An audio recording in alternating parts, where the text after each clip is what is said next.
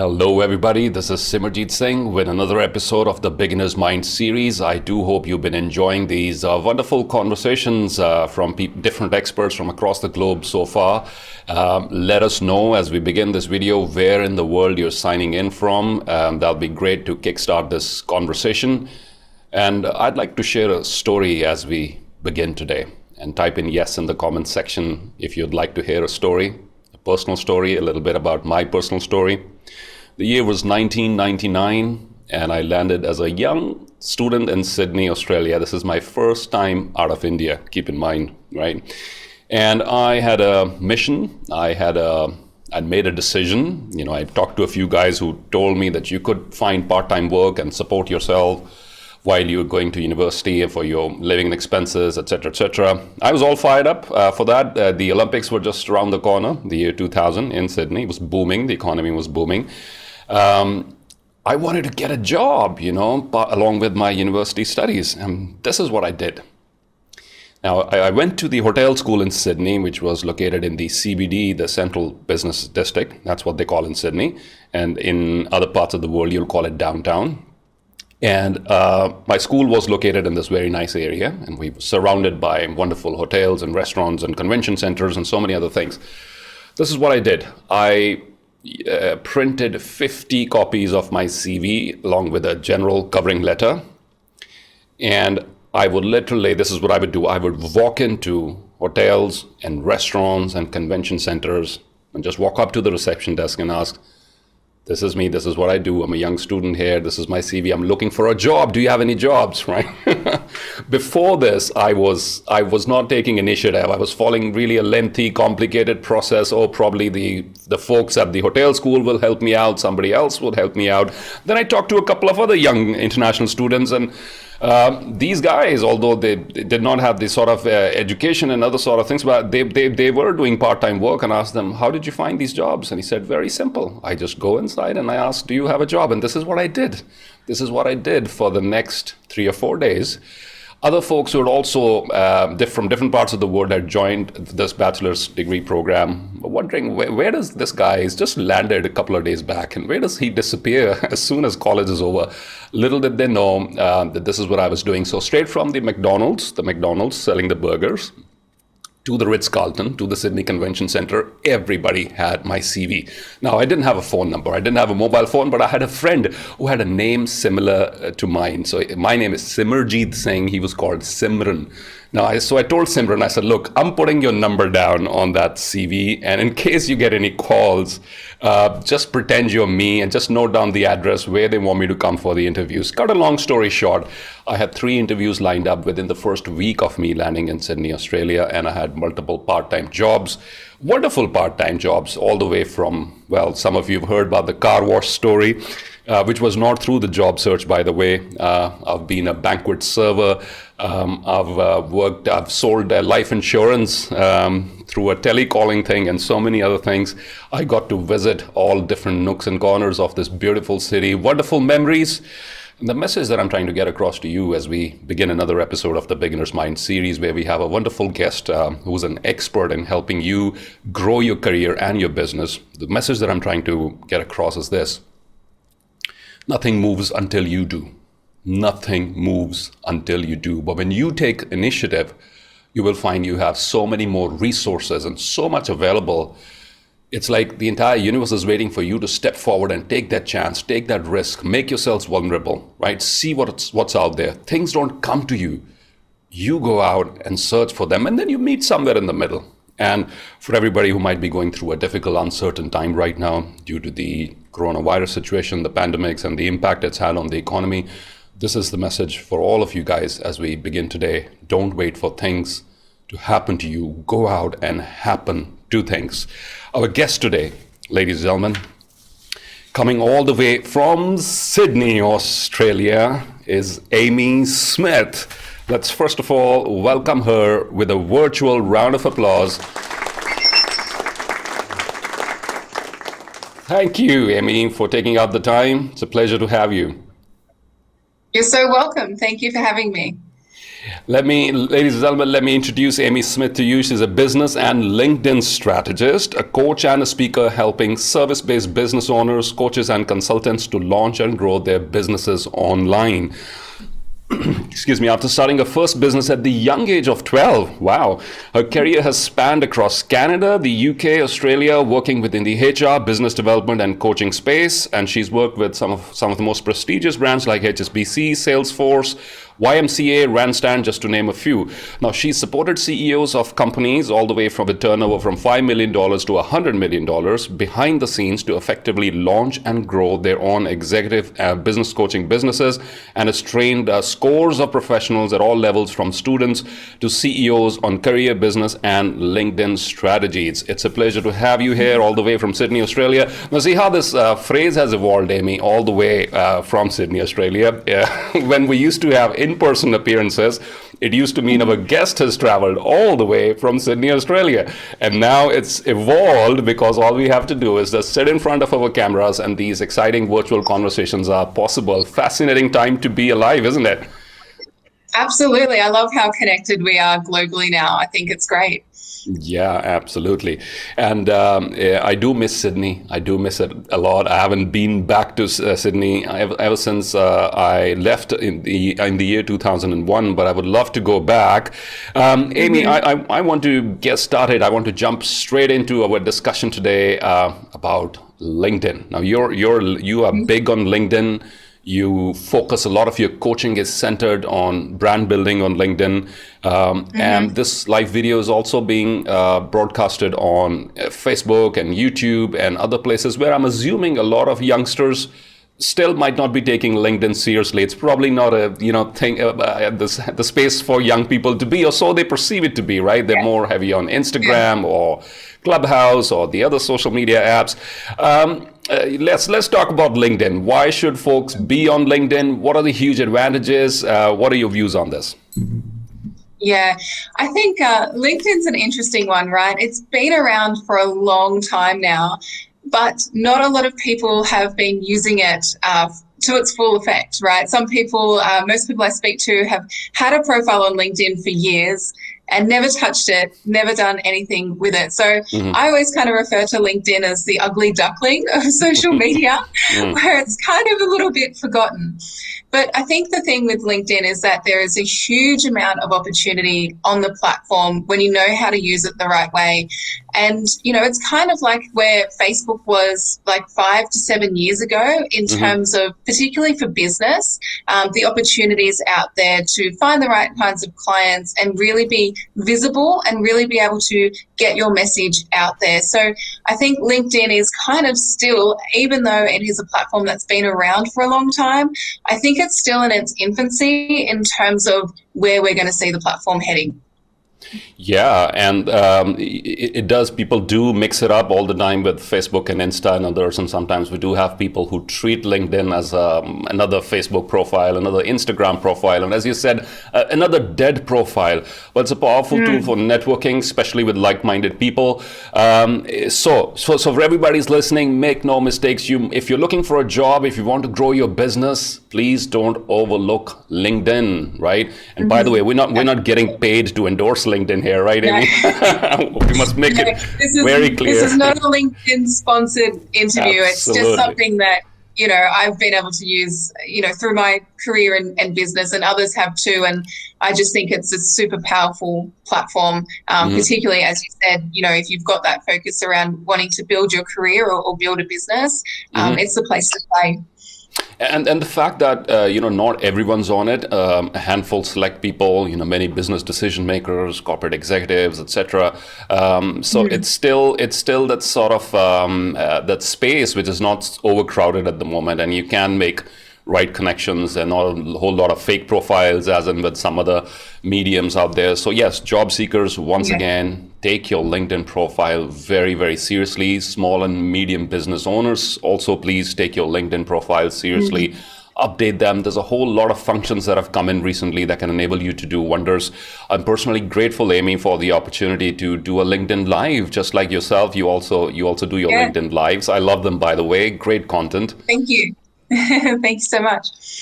And Yeah. it's not, so you have to apply for it. Not everybody's eligible, and it takes a while. But grateful to have that opportunity to do LinkedIn Lives and connect with this wonderful pool of people from across the world. Now, when youngsters, because I know a few who got their internships through LinkedIn, who got their first job offers, a lot of hiring is going on this platform. In fact, a lot of traditional hiring firms report that their revenues have slipped, and largely to forums like LinkedIn. That's where a lot of hiring is going direct, from organizations to direct to people rather than having an intermediary involved. As a LinkedIn strategist, and you've supported CEOs and students and all sort of people to build their brands, what would your top 5 recommendations be, I mean, to people who are watching right now in order to grow their profile, in order to grow their clout and their brand on LinkedIn? Yeah, I think it's a big one because I think for a lot of people, they still kind of have that picture that LinkedIn is just for people in suits and ties in the corporate space, where right now, like you said, it doesn't matter the kind of profession that you're in. There are opportunities on LinkedIn outside of your sort of typical roles that you would expect. And 94% of recruiters actually look you up on LinkedIn when you come through. So if they look at your CV, 94% of recruiters, their instinct is to go and find you on LinkedIn as well. Wow, that's huge. So That's 94% is huge. In fact, this is Yeah. what I do. The Yeah. moment we have a query for a corporate speaking engagement, in order for me to make sure it's genuine, I just look the person up on LinkedIn and send a connection request, and I get to know whether they're for real or not, right? Right. 94%. Exactly. Wow, that's huge. Yeah, it's huge. It's huge. So it's really important that you're actually representing yourself in the right way. And so the first recommendation is really clean up your act. Some people, if you've had a profile there for a long period of time, you actually need to think about whether that profile is actually representing you and where you are now, but also where you're going and where you want to go. Or is it too much focused on the past?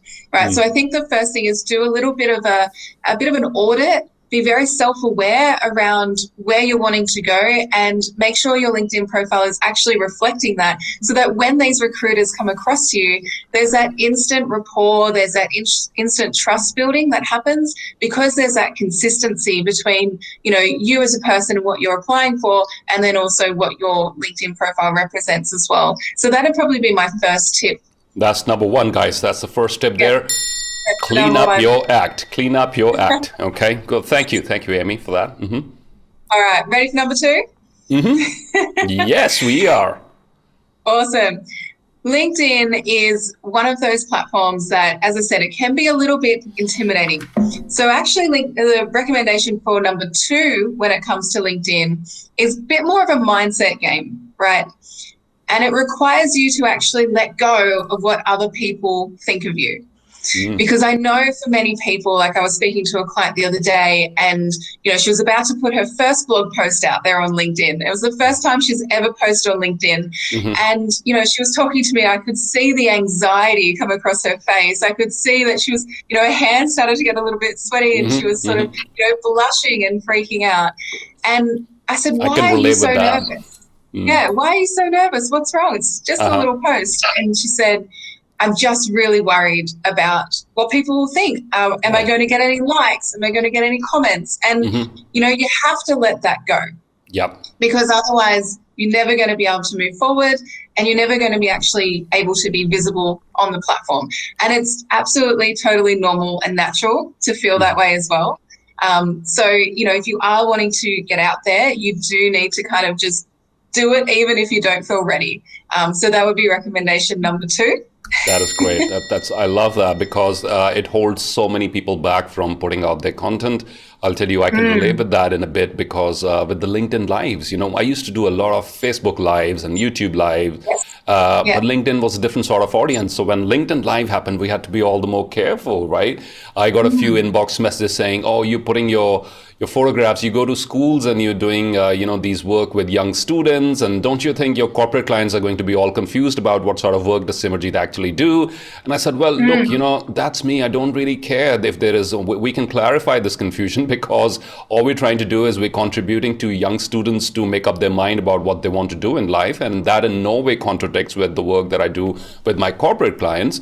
It's just a matter of perception, and we can be very cautious at times. And I think that can cost us in a big way because we're not singing our song, we're not putting our content out there, and we're trying to like be a bit way too careful about, picturing ourselves or coloring ourselves in a certain way. We need to get over that and be out there. Thank you, Amy. That was number 2. Yeah. Fantastic. And no one cares as much as what you think they do. That's a harsh reality, right? Yeah, it's like when it's in our world, when we're coming from our lens, we panic around it. And I know for me as well, like when I put out my first piece of content on LinkedIn, video was the hardest to get started. Like you said, there's that element of, doubt when you put out a video. It took me 6 hours to do my first video on LinkedIn because I filmed it for 2 minutes, took me 2 minutes to film it. And then I sat on it for about 5 hours and 58 minutes before I had the courage to even post it. So we've all been there. It's absolutely normal feeling hit like that. Hit that publish button, guys. That's the message here. Hit that publish button. Of course, do your research and try to, add value and things that you're doing, but hit that publish button. Thank you. Thank you, Amy. Yeah, absolutely. So the third thing I would say as well is you have to play within the rules of the platform. And what I mean by that is when you have a level of understanding around the way the platform works and the algorithm in particular, it actually does a lot of the heavy lifting for you so you can get traction a lot faster. So I think for a lot of people, there's an element of diving in before you're ready, but there's also an element of learning as you go and really being conscious around what's working and what's not for you and be willing to adapt as you go.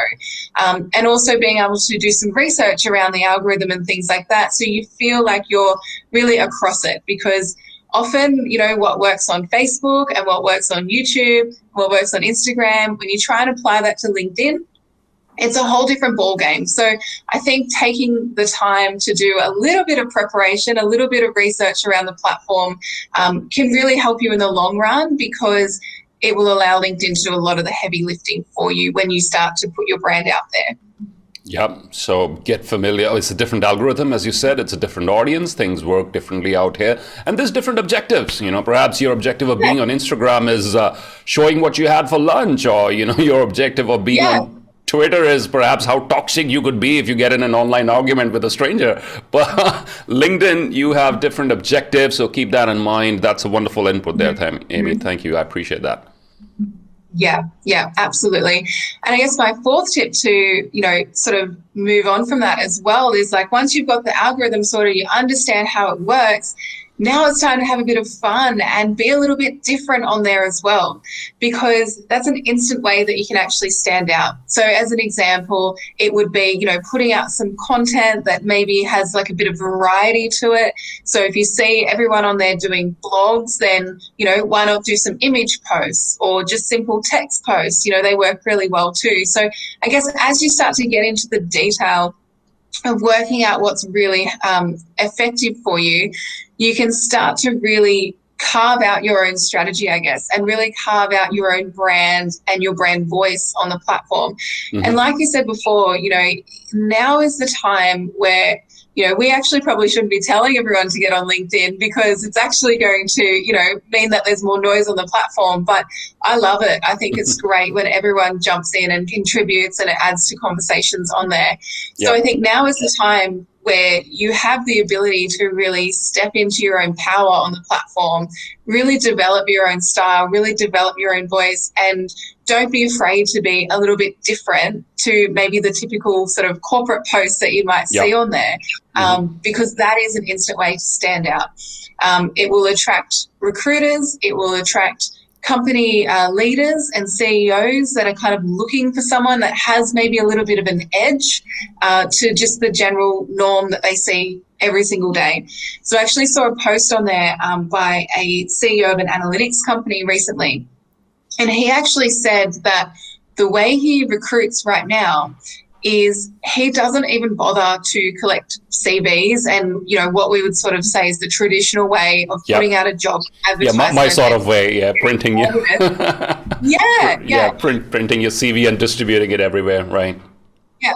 So what he does is he actually looks on his news feed of LinkedIn. He will do a bit of a search for the types of skills that he's looking for to Right. hire for. Right. And he will see who's contributing on LinkedIn. He gets to understand how that person communicates. He gets to understand that person's style, how they represent themselves. And, you know, from his point of view, he said that tells him a hell of a lot more than what a CV does. So Indeed. That's actually a lot of the way that, you know, some new leaders are actually starting to come through and recruit. So you need to be out there and you need to stand out. And great that folks are taking that into consideration, because a CV is a static document. You probably created it 6 months ago. You maybe updated a couple of lines, but on LinkedIn, the reflection of your personality is being shared every day in a very dynamic way. So any recruiter, be it a CEO or a HR manager, can get to know way more about your personality, your work ethic, what you're thinking, maybe even your political leanings and things like that. So we disclose so much in those posts and in those comments that so I think two very important things emerge here. One is the post. Don't be just silent observers, right? A lot of people just sign up and then have this profile and then don't do anything with it. As you said, your step number 2, which is perhaps the fear of being judged, is stopping them. So, you know, put your content out there, whatever it happens to be. And as you rightly said, experiment with multiple formats. And second, also be mindful of the fact that a lot of decision-making hiring, it's a lot of the decision-making around hiring, around recruitment, is happening using LinkedIn either as a primary or a secondary medium, which means what you're saying out there, what you're putting out there, people are looking at it, and it is affecting what sort of decisions they will make regarding your recruitment. So be very mindful about that, guys. It's not Facebook, it's not Twitter. You probably cannot get away with a lot of the stuff here because it's a relatively smaller pool of people. They're more interactive, they're more focused in terms of what they do. So thank you for those wonderful inputs, Amy, so far. And guys, if you find this content useful, please share in the comments section what are your top takeaways so far. What was the point number 1? What was the number 2? What was the number 3? Because this is great information coming here right now. Yeah. And it's to your point as well, like you said at the start of the conversation where you're sharing your story around when you arrived in Sydney, it's about putting yourself in the way of opportunity. Yep. And so I think LinkedIn is a really great place to do that because, like you said, people are there looking for you. You just have to be seen. And so I guess to follow on from that as well, when it comes to like representing yourself in the right way, it's very tempting, I know in your career particularly as well, it's very tempting to just copy and paste your resume onto your LinkedIn profile as well. And it's actually a big mistake that I see a lot of people making. And the reason for that is like you said, your CV is kind of like a static document. It's very much based around what you've done in the past, your skills, your experience, whereas your LinkedIn profile should be a little bit more focused around what you can bring, what the future is, you know, where are you heading?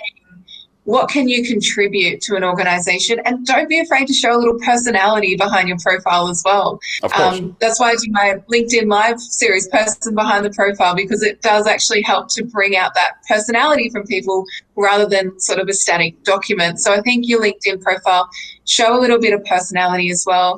And the last little, I guess, sort of bonus tip for people too on LinkedIn is you just have to be patient. Sometimes, you know, you might put a post out there or you might contact someone to, you know, as a connection request and they might not get back to you or you might get no engagement. And it doesn't mean that it's going to happen all of the time. So I think consistency and being patient is really the key as well, because after a while, it won't take long to get traction. It's quicker than what you think, but it's not going to happen, you know, in a couple of hours when you snap your fingers and say, right, now I want a job, now I'm on LinkedIn. Yeah. So I think that's something to keep in mind for people as well. Where are my 20,000 connections? Where are my 30,000 connections? People look for shortcuts, and that's sort of hardwired in human nature, isn't it? I had somebody reaching out, Amy, recently, and this gentleman wanted to know, I said, will signing up for LinkedIn Premium help me increase the number of my connections? Well, I said, no. You know, it can help you use your in-mails. You can reach out to people that you're not connected with and other sort of analytics and other features that come with it.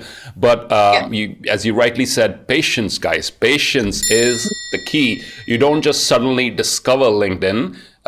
today, thanks to this video. We'll take the credit for it. And then figure out, okay, how am I going to go from 0 to 1,000 or 1,000 to 20,000 members and just spam everyone? And that is the next thing I wanted to move on to, Amy. In your experience, when people get desperate about, suddenly I either attended a webinar, watched a video, or I just discovered this new exciting platform and I'm now all aggressive about it. I'm not even spending any more time on Instagram or Twitter. It's all focused on LinkedIn. In that desperation, I'm sure there must be a lot of mistakes people make. Could you walk us through those common mistakes that people make? I think one of the biggest ones, it goes back to my last point around being patient. Because I think people can be so impatient on the platform where, like you said, it's kind of like they have this new toy and they think they just want to go out there and reach a bunch of people straight away. Yeah. And when you're on the receiving end of some of those messages, like I receive them a lot as well, where you have someone that will connect with you and then the next minute they'll send you this big long message and it's just a complete sales pitch. And that's whether you're going for a job and you want someone to hire you, so you're very, you're making that point quite strongly, or you're wanting to work with someone, and it just is too soon. So LinkedIn, like you mentioned, it's a networking platform. It's a relationship building platform. So it's actually doing you a disservice to send those types of messages. What you need to be doing instead is actually taking your time and building those relationships up and building those connections so that over time, things actually start to happen the other way, where people will actually start reaching out to you and you don't have to, be that sleazy kind of salesperson, if you like, sending messages to hundreds of people. Yeah, it's just like spamming with email when we, with these emails we keep getting from different parts of the world. Oh, my grandmother was a billionaire and now she's left all this money and I want to share it, some of it with you. Why would you want to share it with me? I get it every single day. I'm sure you do too. And we have a similar version of spamming on LinkedIn, as you rightly said, this long stories, these long inboxes, along with these PDF attachments, and can you help me get a job? I'm doing this. So it's people mindlessly sending out these job applications, which can do you more harm than good in the digital space, because it's going to turn a lot of people off. And if you just made that connection, I usually remove those connections. Somebody who's not made the effort to make a connection and is now sending an inbox with some sort of a spam email, it's bye-bye, because you want value addition flowing both ways. And personally, I also feel that brevity, if you can bring in the brevity of Twitter on LinkedIn, that would be great. If you can keep your messages or inbox short, simple, and come straight to the point without beating around the bush for way too long, your chances of getting a response are way higher than if you send a whole essay out there, which many people do. Yeah, totally. And you have to think about it from the other person's perspective. You have to always be thinking, what's in it for them? What kind of value can I bring as an employee to this person's organization if you're reaching out to a CEO? Or, what do my solutions, or what kind of problem does this person have that I could potentially solve? But we don't know that yet until we work out there's even a problem, right? So often it's kind of taking a step back and thinking about it from the other person's perspective to say, well, what's in it for them to actually connect with me? And that's a really good way to do it, is sort of tread a little bit softly than some people do on the platform. Absolutely. I agree with that, treading a little softly, because it's a double-edged sword. You have their attention, which you probably might not have on Facebook or other platforms. So you have their attention, but you could use it to your advantage, or it could turn against you if you make the wrong move. So it's very important. A couple of other things I've observed is people putting their selfies or other sort of photographs which are not professional. That's a visual statement you're making out there with your LinkedIn profile photo. And if you're using the same one that you had on Instagram or FB, again, it's probably, understand what your objectives are out there and then pay some more attention to that as well. I think this is something that I've noticed in terms of mistakes that people make. Another common one that has started recently is people using the same content that they would typically post on Facebook or Instagram and posting it on LinkedIn too, which is no value addition to someone, and it's probably best to keep it away from this platform. You have Facebook for that, you have Instagram for that, you've got Twitter for that. Yes. It's when you add value. And I believe like little snippets of storytelling have been very helpful for me. I'm sure you can resonate with that too, Amy. It's like if you're doing this work around mentoring and coaching, what you're doing at the moment, if you share a snippet about what your day looks like or some of the challenges your clients are facing, you share a little bit about that, people suddenly get to know the person behind the scenes. So we typically do it too. We said, okay, when we transition to the virtual medium, this is the challenges we were facing, this is what we did, etc., etc. Yeah. So that little storytelling, in effect, what it's done is improve my writing skills a little bit.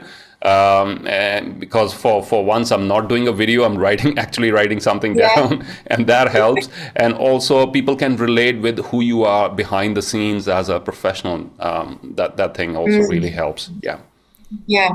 And I think there's a big element now that, our work life and our home life are very much integrated now. I think COVID has accelerated that. But I think even before COVID, we don't talk really about work-life balance anymore. We talk about work-life integration. And so I think for a lot of people, I've noticed a real shift as well, a little bit more humanness on the LinkedIn platform too. Yeah. Because now, we are working at home. We've got our cats that will come and interrupt an interview, like happened with me last week. On my LinkedIn Live, my cat decided really? that Oscar, he thought he would decide to gate Well, crash you my shouldn't live. be leaving him out, Amy. It's unfair. You shouldn't be leaving your cat out. Right. Yep. He wanted some attention on LinkedIn, so he decided to jump on. And people have got their kids while they're working from home and everything. So I think it's actually okay to share a little bit of your humanness on the platform and a little bit of your vulnerabilities sometimes. I think to your point with stories, I think some of the stories that work really well are some experiences that you've gone through, whether it be your career or your business, and what you learned from that will actually help others to either avoid that mistake or, be able to see themselves in your story as well, I think is super powerful. So if you can be relatable and if you can actually share some stories and be unafraid to be human on the LinkedIn platform, I think that's where you really are able to get that cut through and really be able to stand out in a good way. Definitely. And I do believe part of the motivation behind your person behind the LinkedIn profile would also be stemming from that, because we appear as a different person, when in this carefully selected, built up profile. And then when as you rightly said, when we show our human side, there's a lot more that people find in common. This guy is doing this too. Or I posted a picture recently. We had a very good response and a post, which was about, so this picture was like what my ideal life would look like, sitting with a book in my hand and, very serene and just enjoying and reading. That's what I said. This is how you'd assume my life to be, but this is nowhere close to reality with all the challenges that we struggle with every day. And it was a little bit long. The post was a little bit towards the longer side, but I think people could connect with it because here I was disclosing to them information that they probably would never know if I wouldn't be doing it, and that sort of thing establishes a strong connection there. Thank you. It's been a wonderful conversation regarding how to use LinkedIn as your tool so far, Amy. I appreciate your inputs. Yeah, thank you. Absolutely. I think, to my point earlier too around, the content and being able to mix it up a little bit too. Sometimes you actually don't know what's going to work and what's not. Often it's the case, right, where there's sometimes where you can feel like you're being, very purposeful in what you put out. And then you think, this is amazing. Like, everyone's going to love this. Like, this is such a great post. And you put it out there and there's crickets, right? And then other times, like this happened to me, it was just before I was speaking for an event. And I was just had 20 minutes to spare at the back, so I thought, I'll just do a quick little text post on LinkedIn, and didn't really put much thought into it at all. And that one exploded, got hundreds of thousands of views, and I didn't expect it at all because it took me less than 5 minutes and not a lot of thought went into it. So I think sometimes you can really allow yourself to be surprised by experimenting as well, and then learn kind of works from you and for your style as well. So I think that's great. Absolutely. But people love that spontaneity because they know it's coming from the heart. Your writing can reflect, your writing is a reflection of how you speak. You know, if you're not filtering it out, if you're not spending too much time editing it, the way you write is a reflection of how you speak, and people can feel those emotions if it's spontaneous, if it was quick, if it was spur of the moment. And yes, as you rightly said, the whole message, what I'm getting so far is about experimentation. Keep experimenting, guys. You never know what is going to work well for you. It could be a post, it could be graphics, it could be storytelling, it could be, some people do this ask series, ask Simerjeet or ask Amy or ask me questions around my subject. That's how you get the word out about your expertise on this platform. So keep experimenting. There's no set format to this. And Amy, I want to come on to the next important subject right now. We just had this. This was #1 trending news on LinkedIn. 100 crore Indians, that's millions of Indian youth are out of a job right now, largely due to the impact of the COVID the pandemic on the economy. I'm sure this has ripple effects across different major economies in the world. Some have bounced back sooner than the others. Some have completed their vaccinations. Others haven't. Others going to take a little bit longer. But there are people who are out of a job right now. There are people out of their comfort zones right now. There are people who have lost, who put everything in their small, medium businesses and have lost everything right now. Any tips for those searching for a new start? How can LinkedIn or any other strategies, not just LinkedIn, because you're a career strategist also, you're a personal branding expert also, not just LinkedIn, but what sort of strategies should these people keep in mind at this point of time? So look, there's some really tough times that are happening now for a lot of people around the world, which is horrible to see. And I think sometimes personally when you're going through a tough time, your mindset and having the right kind of mindset to get you through is more important than ever. And I'd love to hear your thoughts on this as well, because I know this is, your area of expertise as well. But I think being able to look at the bigger picture and be able to think, okay, I'm not where I want to be right now. And sometimes there's a feeling of things happening to you that can feel a little bit maybe out of alignment for you, where I think when you can actually switch it to taking back some control and being able to think, okay, well, what do I want to do with this? What have I learned from this? Where can I take this? Where can I go? Recognizing your skills, your experience, and everything that you have today, you haven't lost that. So where can you take that? Where is that useful right now? And it might be looking and thinking maybe outside of the box than what you have normally done so, particularly in your career. Maybe it's looking at a completely different industry or a completely different role than what you thought before. So I think having that sort of outside thinking too, and getting some support, that could be support from people that are going through similar experiences to you, where you're able to sort of help lift each other up and move through. It might be support from different networks or different industries that you want to be a part of and you want to learn. I think learning is a great thing too. Immersing yourself in some new, fresh things, I think is a really good first step to help people kind of get their mojo back a little bit and really feel inspired for the future. We just spoke to a wonderful gentleman a couple of days back from Minnesota, United States, Daryl Glaze, and he talked about isolation is dangerous. So just guys, make sure that you're not isolated during this process, that you reach out to someone for help, that you share what's going on.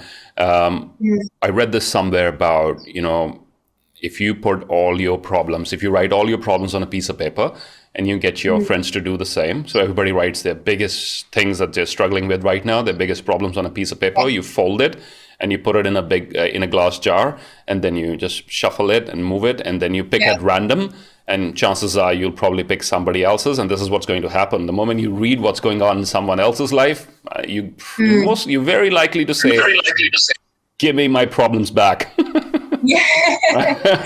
Exactly. Because once you get to know what other people are going through, it suddenly gives you a more broader perspective on what's going on.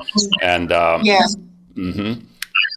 I think it's a really interesting time with COVID now, because I think there's a collective kind of understanding about what's going on. I think it would have been, worse for people maybe 4 or 5 years ago. If you lost your job, do feel quite isolated, and you do feel very alone because other people around you are so seemingly, successful in their Yep. roles and everything's sort of usual for them. It's normal. It's business as usual. But I think with COVID, we've got this level of understanding, whether you're a business owner, whether, you've lost your job as part of your career.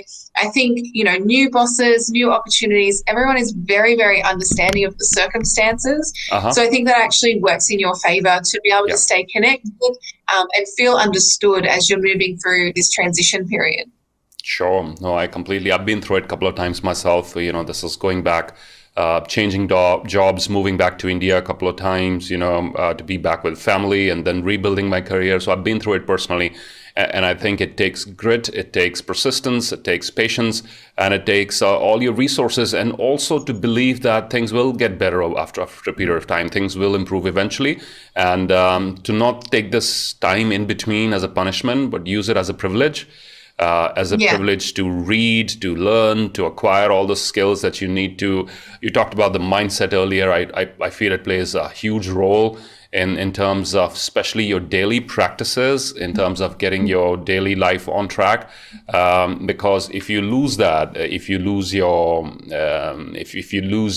positivity, your enthusiasm, your zest for life on a day-to-day basis, and that's a very dangerous situation to be in. So I personally do these couple of things in order to just look after my mindset. One is daily gratitude, write a journal, sit in meditation, do whatever works for you, but just understand, things may be going wrong. A lot of things might not be working in your favor right now, but there are a lot of things which are still working in your favor.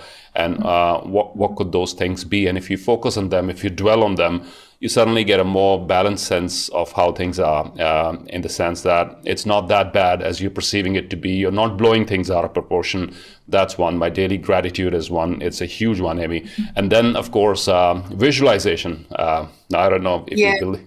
I mean, it works for me. It has worked for me, So find that feeling place every day of being back in the sort of job that you'd like to be in, the sort of company that you'd like to work for, the sort of work culture, location, brand name, job responsibilities. Sit down and write. If you had an opportunity to get everything that you wanted, right down to the smallest details, do you even know what you want? So sit down and clarify and write. What is the ideal scenario in terms of your bouncing back? What is the sort of job or the business opportunity? And then spend some time visualizing yourself in that position every day. Find that feeling place. I try to do this very often, is to find that feeling place of where I feel that, yes, I already have that thing. How would I feel? Would I be feeling differently? And to stick with that feeling on a day-to-day basis. That's been a huge help for me in some of the major challenges in my life. Yeah, absolutely. Yeah. I think the visualization is key. And it's some of those times where you kind of feel like, is this even doing anything? Is this worth it? But, it's really interesting how the universe will conspire for you when you actually take those first steps. Amy, you've been the ambassador of the Young Entrepreneurs Company. And I understand from your profile, you started your first business at the age of 12. Let's first talk about your first entrepreneurial venture at the age of 12. It's too early, right? 12 is, what was it? I want to know, weren't you afraid? And what sort of life lessons did you learn on your first venture? Yeah, you know what? I didn't even think it was that weird at the time, but looking back, I was quite young and it was quite weird, I think, to do. I remember lemonade being very stand?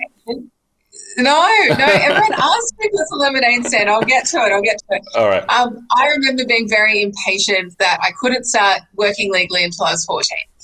And I was 14, 9 months actually here in Australia.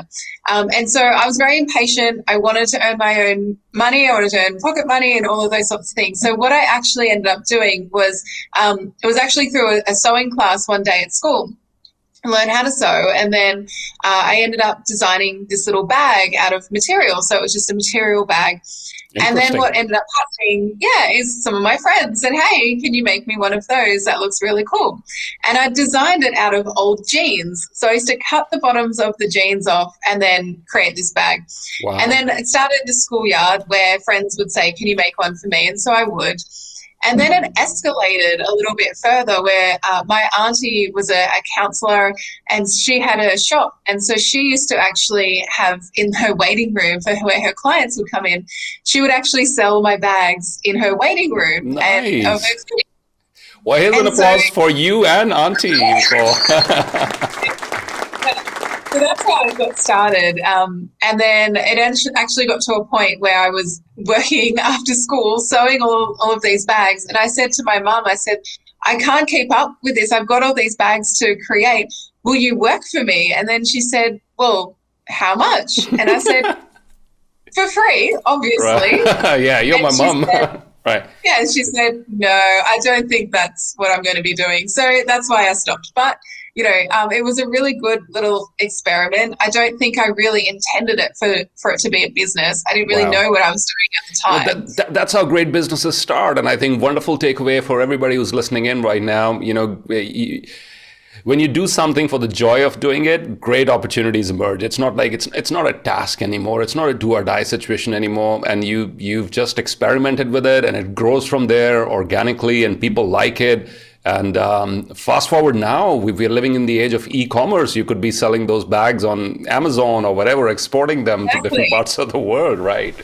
If only mum had worked for me for free. No. But yeah, I mean, it's a wonderful story to illustrate. Start, do whatever, this whole, and I personally feel there's a couple of reasons why people don't start with their businesses or these wonderful ideas that they have, the crafts, or during the lockdowns here in India, Amy, a lot of people started with this cook from home. So if somebody would cook something like the chicken tikka masala or some other dish they were very good Yeah. at, they would, or Yeah. 3 or 4 or 5, they would create a little menu and create a PDF out of it, send it to the different WhatsApp groups and say, okay, you order in advance and I'll cook it. It's home cooked, it's safe, and then et cetera, et cetera. And they'll have it home delivered to you. And I think a lot of people, they don't grab opportunities like this for 2 or 3. One is the 2 or 3 reasons. Number one is how other people are going to perceive it. Yeah. That's one thing that holds people back, but not so much for, when we are 12 or 14, we're probably not thinking Yeah. that. But as we grow up, we become way more That's right. conscious about our images and things like that. And the second one I feel is, what if it doesn't work out, right? And which again, coming from a 12-year-old's perspective, that thought doesn't enter your head, right? If it doesn't No. work out, it doesn't work out. I never Yeah. intended it to be something big. So great Yeah. lessons there. And from your first entrepreneurial venture, you then have been the ambassador of the Young Entrepreneurs Company. Also, a lot of our audience across the Indian subcontinent and other parts of the world are young entrepreneurs, young professionals, young students.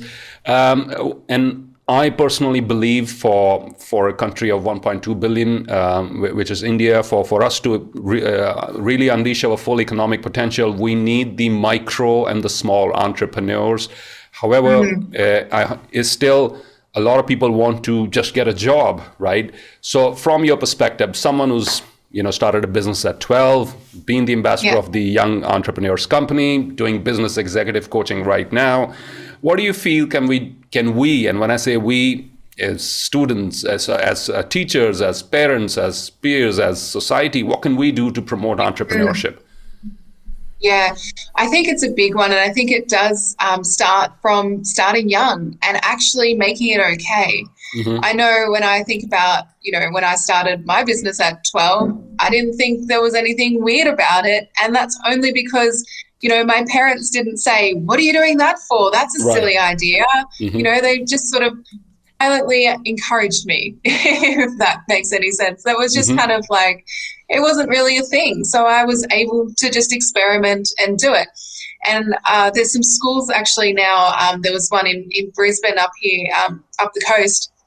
And they're actually started some programs in primary school to teach students entrepreneurial skills like problem solving, like communication, like there's all these different schools that come into it, all these different skills rather, that come into it. And being able to have that sort of encouragement from an early stage, getting everyone involved, like the teachers, like the parents, and making it okay for kids especially to think a little bit differently when it comes to their careers. I think we've got the technology now. We've got you mentioned e-commerce stores. Like there's so many different ways Yep. that you can get started in business with an idea now, and a lot of different proven models. So I think it's just bringing everyone in to encourage it rather than have it as this like very strange thing that you should be doing. Right, right. No, well said. I completely agree with that. And I also love to hear from our audience right now, people who are tuning in on LinkedIn, YouTube, Facebook, and Twitter. Tell us what you feel can the education system do? What should the government, what should parents and everybody else be doing differently in order to promote entrepreneurship? Would love to hear from you in the comments section. And what I personally believe myself is that we're not this is an option that not a lot of youngsters are exposed to at a young age. We probably don't know it's an option. You know, I could be a scientist, I could be a doctor, engineer, I could go do this, go do that. But there's a whole lot of the economy's changed. It's exploded with all these new opportunities. There are people who are full-time YouTubers and influencers, and I don't know exactly what that involves on a day-to-day basis, but there are occupations which They're are out there. new. They're out there, they're well-paying, you're your own boss, and you could do a lot of wonderful things. But the thing is, the education system specifically needs to catch up with these changes. And I think risk-taking is one more thing we need to be okay with, because of the entire standardized grading system. Failing a particular subject, failing a class is such a huge stigma, I'm sure everywhere across the world, but even bigger here in Asia, it's huge. You know, your grades are sort of an extension of your self-worth. How much what grades you score in school is a reflection of who you are as an individual, and therefore is also limiting of what you can or cannot do in life, which I believe is complete nonsense, because there's so much more to you than just your grades. So we need to be okay with risk-taking, be okay with unconventional choices, be okay with folks making mistakes, with youngsters making mistakes, and that's how we learn. That's what business is all about, right?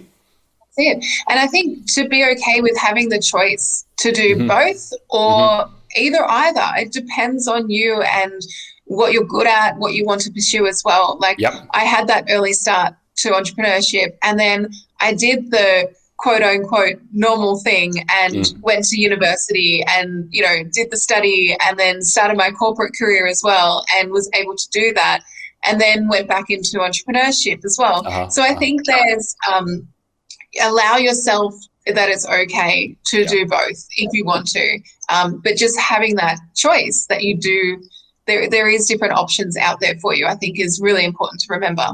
Absolutely. And the earlier you know it, the better it is for you. You mentioned about, you know, having that opportunity, having that choice. And I also see from your profile that you transitioned from the HR coaching and business development profile. You worked in the corporate world for a while to now you operate independently as a strategist, a coach, and a speaker. This is sort of the in thing now. A lot of people want to do this. We are flooded with emails every day. How do I become a speaker, influencer, et cetera, et cetera? We created a whole video series around it. People do have a lot of misconceptions and so many other things. Amy, talk to us about your transition, what led to it, and from your opinion, how can young people discover their calling? So I remember, I was in, like you said, I was in HR for a lot of years. So I worked in executive recruitment and then different HR roles for a lot of years. And I'd always had this feeling, obviously I'd started a business at quite young, and so I'd always had this feeling that at some point I wanted to go out on my own again. But I had no idea of what that actually looked like. And then I ended up actually working in HR, working in executive recruitment for a coaching company. They were a business advisory company. And so, you know, I was in charge of helping a lot of coaches, business coaches, executive coaches, actually get started and launch their own brands. And then it kind of got to a point where I was like, why aren't I doing this for myself?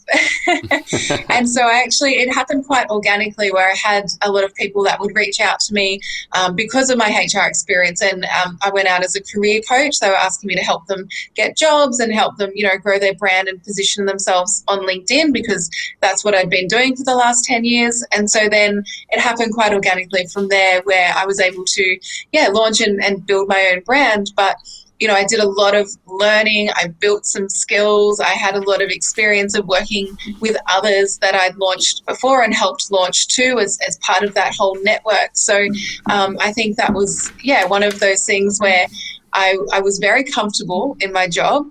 I loved the team that I worked with. I thought everyone there was great. But I just hit a point where I knew within myself I wasn't really hitting my full potential. Mm-hmm. And so I kind of had that line in the sand moment where I had to decide, is this really what I want to continue doing for, say, the next 5 or 10 years? Or do I want to make the leap now and know that as a plan B, I can always go and get another job? And so I decided to make the leap. And I actually, Tony Robbins talks about, burn the boats and make sure that you don't have an option to head back. Tony has obviously helped many people burn their boats, right? Obviously, including mine. That's it. Right. So, at the age of 28 years old, I gave up my nice Sydney apartment and I moved back home with my parents. And that was how I literally burned the boats. I was like, look, this has to work. I'm doing this because I wanted to quit my job fast so that I could put all of my energy into my business moving forward. And that's exactly what I did. So I think for a lot of people, there's always that level of sacrifice, whether it be time, money, or both. Indeed. And so everyone's situation is different. I did not, at the age of 28 years old, prefer to go back home and live with my parents. I loved my apartment, but I chose to do that so that I could get ahead and so that I could start, making different choices in my life and be able to build a business, be my own boss, and be able to have the kind of flexibility that I have today. That's great. And how many years has it been since you made the move? It's about 3.5 years now. Oh, nice. So 3.5 years. Great. I wasn't trying to figure out your age, by the way, so I'll... No, but I can. Your story mirrors mine because, and I think some very important takeaways here for everybody who's sitting on the fence right now, who feel that they should, do something bigger with their life, or who feel that they're stuck.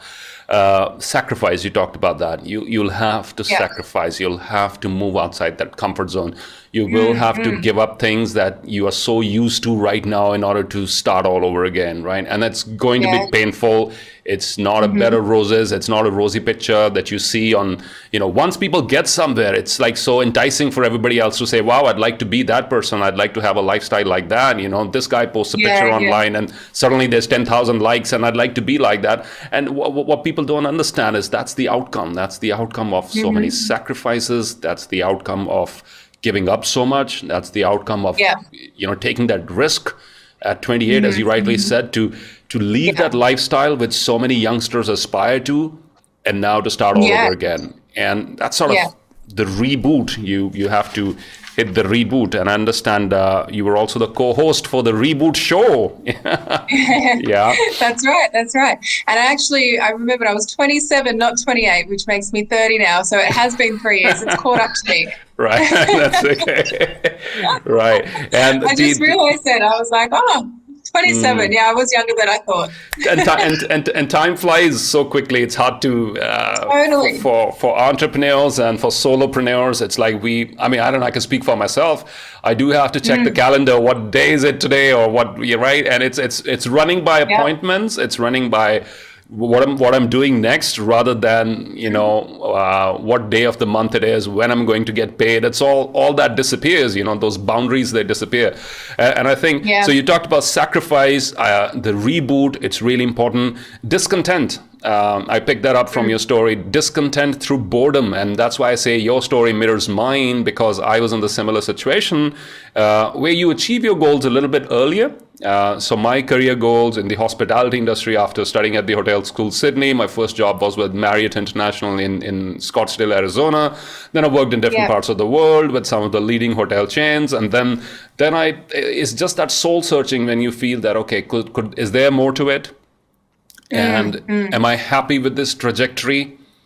What do I see ahead? Do I like what I see ahead of me?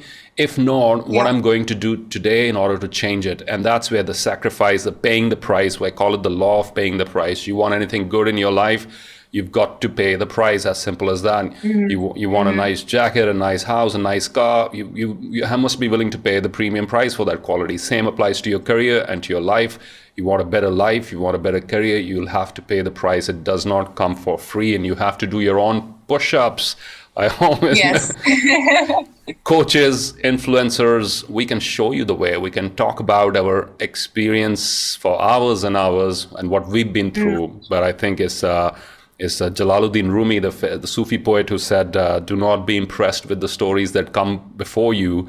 Learn to unfold your own myth. And that's what we're urging everybody who's watching right now, is learn to unfold your own story. Don't just be impressed by this person, because you cannot duplicate their journey. Yours is going to be different. And what you need to do is start your journey, take that first step, do that soul searching, and just don't mindlessly show up at work every day and, repeat the same routine over and over again, because if you continue doing what you always done, you always get the same results, right?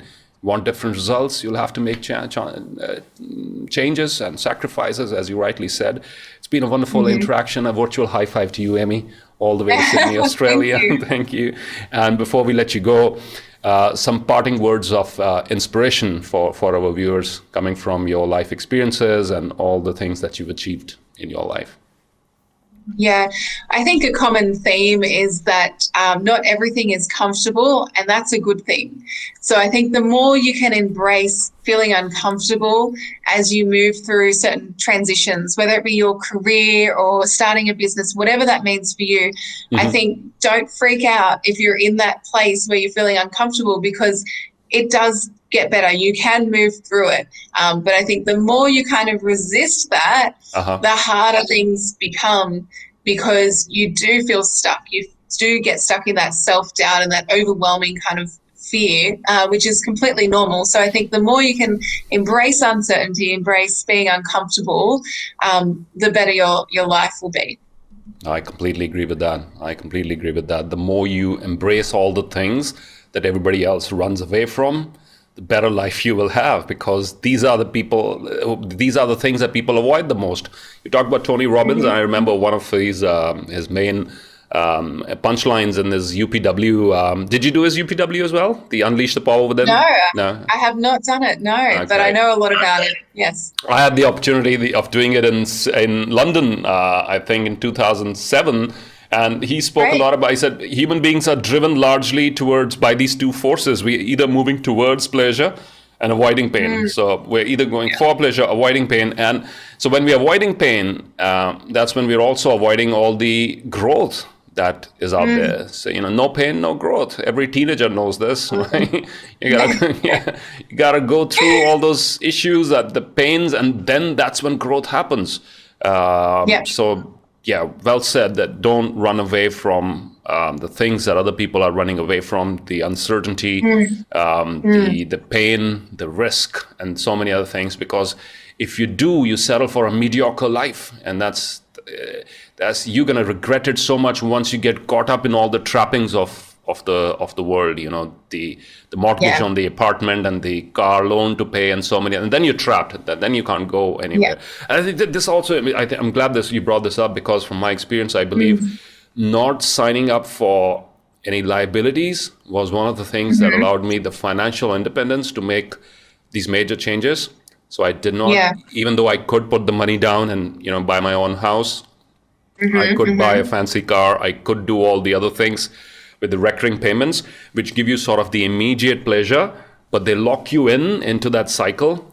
And that's when it gets difficult to make life-changing decisions. It's been a wonderful conversation here today, Amy. I thank you so very much for your time and for your inputs today. Ladies and gentlemen, give it up for Amy Smith. Thank you. Great to be here. Amy, yes, thank you. And I'm sure a lot of people will be interested in reaching out to you for keynote speaking engagements and other things. And please share with us where should they be logging on to? Yeah, well, I'd be silly not to say LinkedIn. You can definitely come and find me on LinkedIn. Amy L. Smith Coach is the / there. You can also find me on my website, which is amylsmith.com. I am also on Facebook, Instagram, and YouTube as well. Fantastic. Thank you so very much. And guys, before you log off from this live stream, here's what Amy and I would like you to do. Please type in the comments section your major takeaways from today's interaction. What are the 1 or 2 or the 3 things that you're taking away and that appeal the most to you, that are very practical for you, actionable, and you can start putting them into practice straight away? Would love to see your feedback in the comments section. And don't forget to join us again for another episode of the Beginner's Mind series. And thank you to Amy Smith all the way from Sydney, Australia. I do miss that city. You look after yourself, Amy. Take care. Bye-bye now. Thank you so much. Take care. Bye. Bye.